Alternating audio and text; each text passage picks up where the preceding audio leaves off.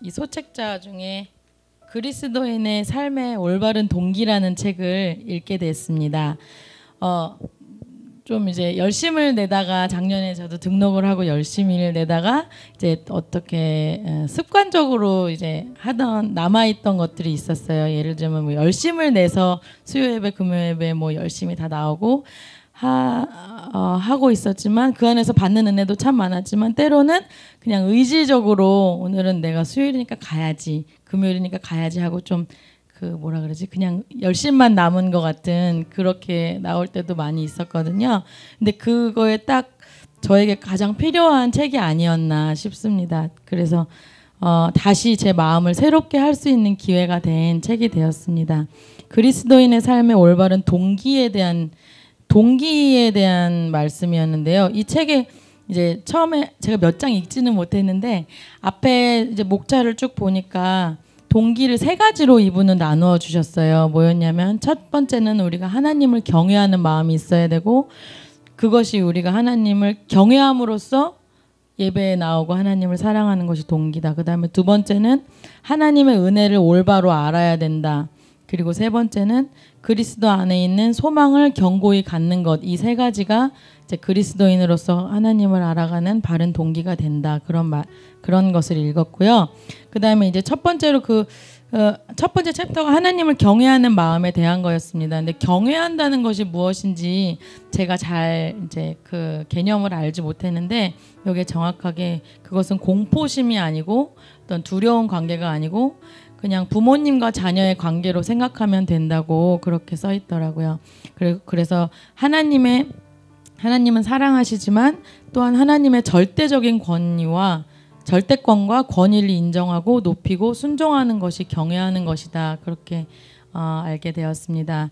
여기에 보면은 신명기 4장 10절에 인간이 해야 될 두 가지 일이 있는데 그게 이제 개인의 영적 성장과 사역 이 두 가지가 가장 기본적인 일이라고 쓰여 있어요. 신명기 4장 10절을 읽어드리면 나를 위하여 백성을 모으라. 내가 그들에게 내 말을 들려서 그들로 세상에 사는 날 동안 나 경외함을 배우게 하며 이게 첫 번째 영적 성장에 대한 이야기고 두 번째는 그 자녀에게 가르치게 하려 하노라 이렇게 적혀 있는데 이게 사역이라고 합니다. 그래서 이게 다들 어떠신지 모르겠지만 저는 이렇게 살면서 순간순간 내가 왜 사나 이런 생각을 자꾸 하거든요.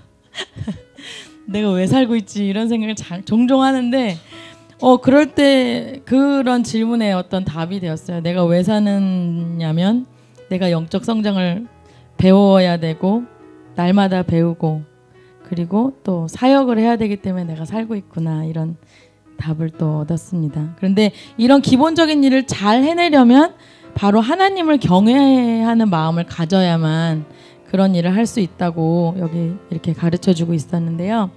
이제 그러면 왜 하나님을 경외해야 되는가를 8가지로 나눠서 이야기를 했는데 제가 8가지를 다 읽지는 못했습니다.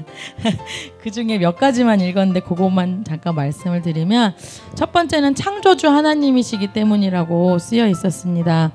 이사야 66장 1절에서 2절에 보면 여호와께서 이같이 말씀하시되 하늘은 나의 보좌요 땅은 나의 발등상이니 너희가 나를 위하여 무슨 집을 지을꼬 나의 안식할 처소가 어디랴 나 여호와가 말하노라 나의 손이 이 모든 것을 지어서 다 이루었느니라 무릇 마음이 가난하고 심령에 통회하며 나의 말을 인하여 떠는 자 그 사람은 내가 권고하려니와 이렇게 성경에 쓰여 있는데요. 이와 같이 하나님은 창조하신 하나님이시고 하늘과 땅 모든 것의 주인이신 하나님이시기 때문에 내가 당연히 하나님을 경외해야 되고 그 다음에 거기 마지막에 권고하려니와라고 써있는데 그 권고라는 뜻이 바로 보호해 주시고 돌보아 주신다는 뜻이라고 합니다. 그래서 제가 하나님을 경외할 때 창조주 하나님으로서 경외할 때 그때 하나님께서 또한 나를 보호해 주시고 돌보아 주신다. 그것을 알게 되었고요. 두 번째 제가 3가지만 말씀드릴게요.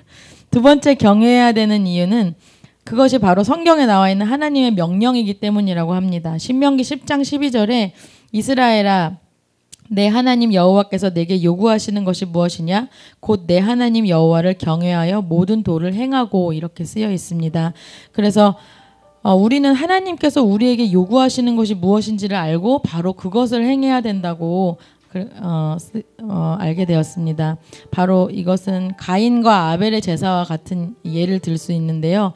가인은 내가 좋아하는 제사를 드렸고 아벨은 하나님이 좋아하시는 제사를 드려서 그 결과가 달랐다는 것을 다시 한번 생각하게 되었습니다. 그래서 내가 좋아하고 내 생각에 합당하다고 여겨지는 어떤 그런 자의적인 방법을 하나님께서도 당연히 좋아하셔야 된다고 고집할 게 아니고 하나님이 좋아하시는 것을 분별해서 순종하는 것이 중요하다. 그래서 그냥 우리의 나의 노력으로 하는 수고나 어떤 행위가 아니라 나의 중심으로부터 하나님을 사랑하고 진실로 경외하는 삶을 살아야 된다. 그것이 두 번째로 배우게 된 거고요. 세 번째는 하나님을 경외하는 자가 바로 세상에서도 용케 쓰임을 받는다는 이야기였습니다. 출애굽기 18장 21절에 그대는 또 온 백성 가운데서 제덕이 겸전한 자 곧 하나님을 두려워하며 진실무망하며 불의한 일을 미워하는 자를 빼서 백성 위에 세워 천부장과 백부장과 50부장과 10부장을 삼아라는 말씀이 있습니다. 이게 바로 하나님을 경외하는 사람, 높이는 사람, 두려워하는 사람을 빼내어 사용하라는 말씀이라고 합니다.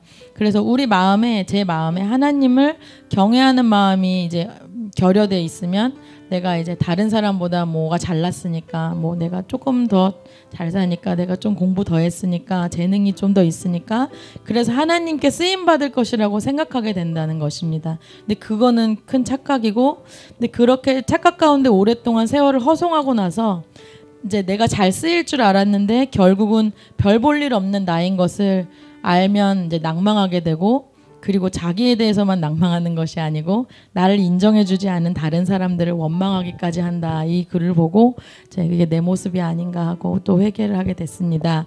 하나님은 어떤 뛰어난 사람을 쓰시는 것이 아니라 그저 하나님을 경외하는 한 사람을 찾으시고 그 사람을 쓰신다는 그것을 배우게 되었습니다.